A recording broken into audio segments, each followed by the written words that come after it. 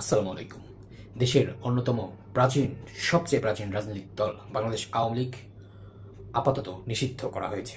Interim সরকার, অন্তর্বর্তীকালীন সরকার তাকে এই দলটিকে নিষিদ্ধের ঘোষণা দিয়েছে। তবে বেশ কিছু দিক নির্দেশনা রয়েছে। নিউজে এসেছে উপদেষ্টা পরিষদের সিদ্ধান্ত, বিচার শেষ না হওয়া পর্যন্ত আওয়ামী লীগের কার্যক্রম নিষিদ্ধ। আন্তর্জাতিক অপরাধ ট্রাইব্যুনালে বাংলাদেশ আওয়ামী লীগ ও তার নেতাদের বিচার কার্য সম্পন্ন না হওয়া পর্যন্ত দলটির যাবতীয় কার্যক্রম নিষিদ্ধ করার সিদ্ধান্ত নিয়েছে অন্তর্বর্তী সরকার। অর্থাৎ আন্তর্জাতিক অপরাধ ট্রাইব্যুনালে আওয়ামী লীগ এবং এর নেতাদের যে অপকর্ম, দলীয় এবং ব্যক্তিগত, সেগুলোর বিচার শুরু হবে এবং বিচার শেষ না হওয়া পর্যন্ত এই দলটির কোনো কার্যক্রম করা যাবে না এবং কার্যক্রমগুলো যেটাই করা হবে সেটা নিষিদ্ধ হবে। অর্থাৎ আওয়ামী লীগের যে কোনো কার্যক্রম একটা নিষিদ্ধ সংগঠনের কার্যক্রম হিসেবে বিবেচিত হবে। একই সঙ্গে আন্তর্জাতিক অপরাধ ট্রাইব্যুনাল আইনের সংশোধনী প্রস্তাবও অনুমোদন দিয়েছে, যাতে ট্রাইব্যুনাল কোনো রাজনৈতিক দল, তার অঙ্গ সংগঠন বা সমর্থক গোষ্ঠীকে শাস্তি দিতে পারবে। এই যে সংশোধনীটা এখানে বলা হয়েছে, এই সংশোধনী মানে এর আগে এটা ছিল, একবার সংশোধনী করে এটাকে তুলে নেওয়া হয়েছে। অর্থাৎ আগে ছিল যে কোনো রাজনৈতিক দলকে এই অপরাধের ট্রাইব্যুনাল আইনে বিচার করা যাবে। এই অন্তর্বর্তীকালীন সরকারই কিন্তু এই আইনটি তারা তুলে দিয়েছিল। আবার তারাই এই যে আন্দোলন চলছে হাসনাত আবদুল্লাদের বা এনসিপির নেতৃত্বে, সেই চাপে পড়ে তারা আবার সেই ট্রাইব্যুনালে সেই সংশোধনী প্রস্তাব পাশ করে তারপরে আবার সেই প্রস্তাব অনুযায়ী বা সেই আইন অনুযায়ী আওয়ামী লীগকে প্রাথমিকভাবে বা আপাতত নিষিদ্ধ করেছে। শনিবার রাতে সাপ্তাহিক ছুটির দিনে অন্তর্বর্তীকালীন সরকারের উপদেষ্টা পরিষদের এক বিশেষ সভায় এই সিদ্ধান্ত হয়। রাষ্ট্রীয় অতিথি ভবন যমুনায় প্রধান উপদেষ্টা অধ্যাপক ডক্টর মোহাম্মদ ইউনূসের সভাপতিত্বে রাত 8:30 থেকে পৌনে 11টা পর্যন্ত এই বিশেষ সভা হয়। পরে যমুনার সামনে আয়োজিত সংবাদ ব্রিফিংয়ে সবার সিদ্ধান্ত জানান আইন বিষয়ক উপদেষ্টা আসিফ নজরুল। এ সময় সেখানে উপস্থিত ছিলেন আরও অনেকে। লিখিত বক্তব্যে আসিফ নজরুল বলেন, উপদেষ্টা পরিষদের বিশেষ সভায় আন্তর্জাতিক অপরাধ ট্রাইব্যুনাল আইনের সংশোধনী অনুমোদিত হয়েছে।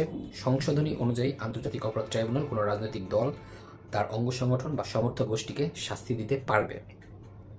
আসিফ নজরুল বলেন, উপদেষ্টা পরিষদের সভায় আন্তর্জাতিক অপরাধ ট্রাইব্যুনালে বাংলাদেশ আওয়ামী লীগ ও দলটির নেতাদের বিচার কার্য সম্পন্ন না হওয়া পর্যন্ত দেশের নিরাপত্তা ও সার্বভৌমত্ব রক্ষা, জুলাই আন্দোলনের নেতাকর্মীদের নিরাপত্তা এবং আন্তর্জাতিক অপরাধ ট্রাইব্যুনালের বাদী ও সাক্ষীদের সুরক্ষার জন্য সন্ত্রাস বিরোধী আইনের অধীনে সাইবার স্পেস সহ আওয়ামী লীগের যাবতীয় কার্যক্রম নিষিদ্ধ করার সিদ্ধান্ত গ্রহণ করা হয়েছে। এ বিষয়ে প্রয়োজনীয় পরিপত্র পরবর্তী কর্মদিবসে জারি করা হবে। এর পাশাপাশি জুলাই ঘোষণাপত্র আগামী 30 কার্যদিবসের মধ্যে চূড়ান্ত করে প্রকাশ করার সিদ্ধান্ত উপদেষ্টা পরিষদের সভায় গৃহীত হয়েছে।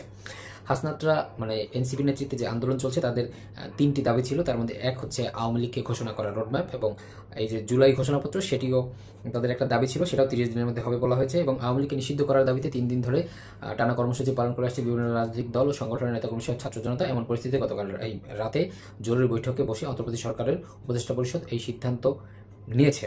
গণহত্যা, মানবতা বিরোধী অপরাধ, যুদ্ধাপরাধ ও আন্তর্জাতিক আইনের আওতাধীন অন্যান্য অপরাধে অভিযুক্ত ব্যক্তিদের বিচারের লক্ষ্যে 73 সালে এখানে আন্তর্জাতিক অপরাধ নিয়ে এখানে সংবাদে বলা হয়েছে। এখন আওয়ামী লীগ এই ঘোষণার পর থেকে পরবর্তী যে কার্যদিবসে এটা আর কি আনুষ্ঠানিকভাবে বা অফিসিয়ালি ঘোষণা হবে বা একটা পরিপত্র জারি করা হবে। তো এখন আমরা বলতে পারি যে আওয়ামী লীগ একটি নিষিদ্ধ সংগঠন।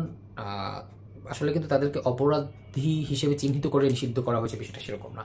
বিষয়টা হচ্ছে যে তাদের বিরুদ্ধে এখন আন্তর্জাতিক অপরাধ ট্রাইব্যুনালে মামলা হবে।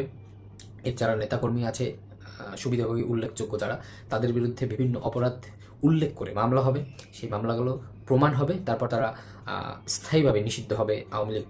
কিন্তু আপাতত সেই স্থায়ীভাবে রায় না হওয়া পর্যন্ত, মামলার দুই পক্ষের শুনানি এসব কিছুর পরে রায় না হওয়া পর্যন্ত আওয়ামী লীগের কার্যক্রম নিষিদ্ধ। অর্থাৎ এখন থেকে কেউ যদি জয় বাংলা স্লোগান দেয়, আওয়ামী লীগের কোনো রাজনৈতিক যে কর্মকাণ্ড, রাজনৈতিক যে দলীয় যেসব সভা সমাবেশ কিংবা যে কোনো কর্মসূচি যেটাই পালন করতে যাবে, সেটি একটি নিষিদ্ধ সংগঠনের কর্মসূচি হিসেবে বিবেচিত হবে। এবং সেই কর্মসূচি যেখানে পালন করতে যাবেন, এতদিন আমরা দেখেছি যে কোথাও আওয়ামী লীগের লোকজনকে গ্রেফতার করা হলে কিংবা তাদের উপর হামলা হলে বলা হচ্ছে যে আওয়ামী লীগ তো নিষিদ্ধ সংগঠন না, তাহলে কেন তারা সভা সমাবেশ করতে পারবে না, মিছিল করতে পারবে না। তো আজকের পর থেকে আওয়ামী লীগ রায় না হওয়া পর্যন্ত নিষিদ্ধ হয়ে গেল এবং এই দলটির যে কোনো কার্যক্রম নিষিদ্ধ সংগঠনের কার্যক্রম হিসেবে বিবেচিত হবে।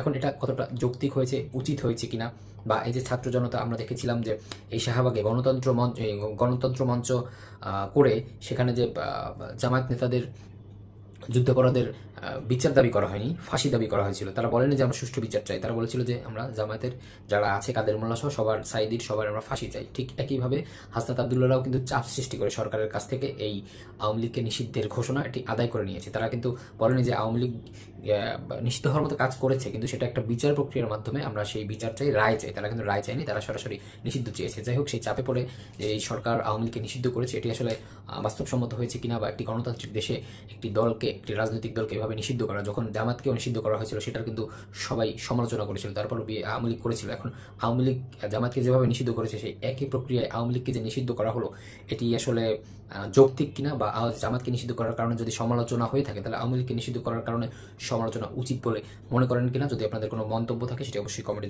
জানাতে পারবেন। ভালো থাকবেন সবাই।